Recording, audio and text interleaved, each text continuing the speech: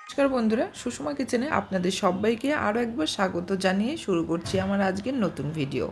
আজ আমি আপনাদের সাথে বোয়াল মাছের একটি রেসিপি শেয়ার করছি। এই রেসিপিটি আমি যেভাবে বানাবো, প্লিজ আপনারা সম্পূর্ণ ভিডিওটা দেখবেন, দেখে এভাবে বাড়িতে বানাবেন। খেতে কিন্তু ভীষণই ভালো হয় আর আপনাদের রেসিপিটাও কিন্তু ভীষণই ভালো হবে। তাহলে ভিডিও শুরু করার আগে আপনাদের কাছে আমার একটাই রিকোয়েস্ট, যারা যারা আমার নতুন বন্ধু আছেন অবশ্যই আমার এই ছোট্ট চ্যানেলটি সাবস্ক্রাইব করে আমার পাশে থাকবেন। তাহলে চলুন ভিডিওটি শুরু করি। তো এই রেসিপির জন্য প্রথমে আমি নিয়েছি আলু। এখানে 3-4টে আলু আমি ডুমো ডুমো করে কেটে ভালো করে ধুয়ে নিয়েছি। তার সাথে লাগছে কিছু মশলা। এখানে আছে আদা, জিরে, একটা টমেটো কুচি, আর আছে কাঁচা লঙ্কা মানে লাল লঙ্কা, আর হচ্ছে শুকনো লঙ্কা। এই সব কিছু আমি একসাথে পেস্ট করে নেব। আর এখানে আমি নিয়েছি 5 পিস বোয়াল মাছ। মাছটাকে প্রথমে আমি ম্যারিনেট করে নেব। তো তার জন্য আমি প্রথমেই মাছটাতে দিয়ে দেবো লেবুর রস। কারণ হচ্ছে লেবুর রস দিলে কিন্তু মাছের যে আষ্টে গন্ধটা থাকে সেটা কিন্তু একটুখানি কমে যায়। লেবুর রস দিয়ে ভালো করে মেখে নেব। লেবুর রসটা দেওয়া হয়ে গেছে, ভালো করে আমি একটু মেখেও নিয়েছি। এবার আমি এখানে দিয়ে দিচ্ছি লবণ, দিয়ে দিচ্ছি হলুদের গুঁড়ো, আর দিয়ে দিচ্ছি ধনে গুঁড়ো, আর একটুখানি সর্ষের তেল দিয়ে খুব ভালো করে মাছটাকে আমি মেখে নেব।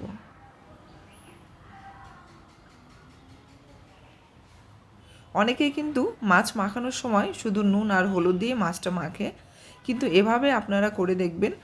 নুন হলুদের সাথে একটু ধনে গুঁড়ো, পারলে একটু লঙ্কা গুঁড়ো দেবেন, আর একটু তেল দিয়ে ভালো করে মেখে নিলে কিন্তু মাছটা খুব সুন্দর, মানে খেতেও ভালো হয় আর ভাজাটাও সুন্দর হয়। কড়াই বসিয়ে দিয়েছি, কড়াইতে দিয়ে দিচ্ছি সর্ষের তেল, আর তেলটা গরম হয়ে গেলে আমি মাছগুলো দিয়ে দিচ্ছি। প্রথমে আমি 3 পিস মাছ দিয়ে দিলাম। মাছটা আমি মিডিয়াম ফ্লেমে ভাজতে শুরু করেছি। তো দেখুন ভাজা কিন্তু হয়ে গেছে। আমি খুব সুন্দর করে এভাবে একেবারে কড়া করে মাছটাকে ভেজে নিয়েছি, তুলে নিয়েছি, আর বাকি যে 2 পিস ছিল সেই 2 পিসও দিয়ে দিয়েছি। এটাও কিন্তু ভাজা হয়ে গেছে, দেখতে পাচ্ছেন। একদম লাল লাল করে কড়া করে মাছটা ভাজতে হবে, না হলে হচ্ছে বোয়াল মাছটা এমনিতেই খুব নরম থাকে, আর কম ভাজা হয়ে গেলে কিন্তু খেতে ভালো লাগে না। মাছটা তুলে নিয়েছি, আর ওই তেলের মধ্যে দিয়ে দিচ্ছি আলু। আলুটাকে আমি প্রথমে ভেজে নিচ্ছি।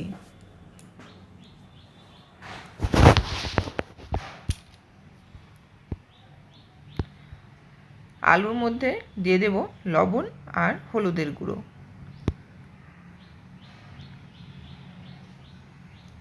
এবার একটু লাল লাল করে ভালো করে ভেজে নিতে হবে। তো দেখুন আলুটা কিন্তু আমার ভাজা হয়ে গেছে, লাল লাল করে ভেজে নিয়েছি, তুলে নিয়েছি। আর ওই তেলের মধ্যে আমি আরও কিছুটা সর্ষের তেল দিয়ে দিলাম। এবার আমি ফোড়নে দিয়ে দিচ্ছি তেজপাতা, 2টো তেজপাতা আমি দিয়ে দিচ্ছি, আর দিয়ে দিচ্ছি সাদা জিরে, গোটা গরম মশলা, তার মধ্যে দিয়ে দিচ্ছি এলাচ, দারচিনি, লবঙ্গ আর গোলমরিচ। 3টে এলাচ আমি ফাটিয়ে নিয়েছি। ফোড়নটা যখন লাল লাল হয়ে গেছে তখন এখানে বেটে রাখা মশলার পেস্টটা দিয়ে দিচ্ছি। এখানে টমেটো, আদা, কাঁচা লঙ্কা, পাকা লঙ্কা আর জিরে বাটা আছে।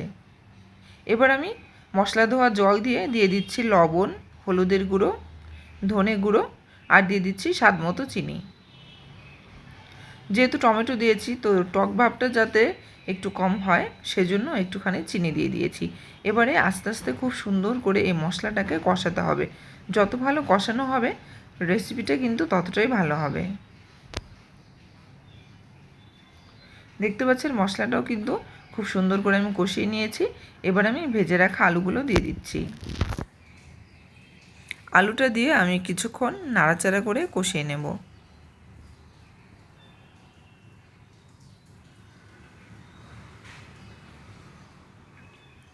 তো এভাবে করে আলুটা আমি বেশ কিছুক্ষণ ধরে কষিয়ে নিয়েছি।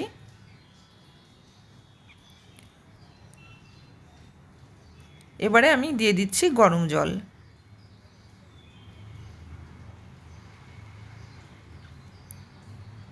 এবার আমি ঝোলটাকে হাই ফ্লেমে ফুটতে দেব প্রায় 15 মিনিট।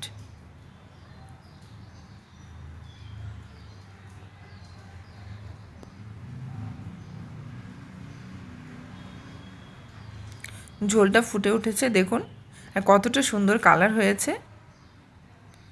এভাবে যারা আপনারা কখনো বানাননি অবশ্যই আমার এই পুরো ভিডিওটা দেখে বাড়িতে বানাবেন। অনেকেই কিন্তু বোয়াল মাছে পেঁয়াজ রসুন দিয়ে করেন, তবে আমি পেঁয়াজ রসুনটা দিচ্ছি না, কারণ সব রান্নাতে কিন্তু পেঁয়াজ রসুন না দিলেও চলে। তো আমি 5 মিনিটের জন্য ঢাকা চাপা দিয়ে লো ফ্লেমে রেখে দিয়েছিলাম। এবার 5 মিনিট পর আমি ঢাকাটা খুলে দিয়েছি। ততক্ষণে কিন্তু আমার আলুগুলো সেদ্ধ হয়ে গেছে আর ঝোলটা দেখুন অনেকটা কিন্তু কমে এসেছে। তার মানে 15 মিনিট আমি হাই ফ্লেমে জাল করার পর 5 মিনিট আমি লো ফ্লেমে ঢাকা দিয়ে রেখেছিলাম। এইবার আমি দিয়ে দিচ্ছি ভেজে রাখা মাছগুলো দিয়ে এখন আর আমি ঢাকা দেব না, আবার একটুখানি হাই ফ্লেমে মাছটাকে ভালো করে ফুটিয়ে নেব। কতটা সুন্দর হয়েছে নিশ্চয়ই আপনারা দেখেই বুঝতে পারছেন। সব রান্নাতে কিন্তু পেঁয়াজ রসুন দিলে যে ভালো হবে এমনটা কিন্তু নয়, পেঁয়াজ রসুন ছাড়াও কিন্তু মাছের রেসিপি ভীষণই ভালো হয়। আবারও কিছুক্ষণ আমি ভালো করে মাছটাকে ফুটিয়ে নিয়েছি, দেখুন। এবার আমি দিয়ে দেব ভাজা মশলাটা আর আপনাদেরকে করা দেখায়নি, কারণ হচ্ছে অনেক ভিডিওতে আমি দেখিয়েছি ভাজা মশলা কী করে বানাতে হয়। তো এর মধ্যে আছে ধনে, জিরে, মৌরি, শুকনো লঙ্কা, তেজপাতা আর আছে এলাচ, দারচিনি, লবঙ্গ। এই সব কিছু আমি শুকনো খোলায় ভেজে গুঁড়ো করে এখানে দিয়ে দিয়েছি। এবার আমি নাড়াচাড়া করে আর 2-3 মিনিট মতো ফুটিয়ে আমি গ্যাস অফ করে নেব। আর অবশ্যই আপনারা ঝাল লবণ সব কিছু আপনাদের পরিমাণ মতো করে দেবেন। যে যতটা পরিমাণে বানাবেন, যতটা ঝাল খেতে পছন্দ করেন ঠিক সেই রকম করে আপনারা মশলাপাতি সব দেবেন। আমি আমার পরিমাণ মতোই সব দিয়েছি। দেখুন বেশ কিছুক্ষণ কিন্তু ঝোলটাকে ফুটিয়ে নিয়েছি, এবারে গ্যাস অফ করে নিয়েছি।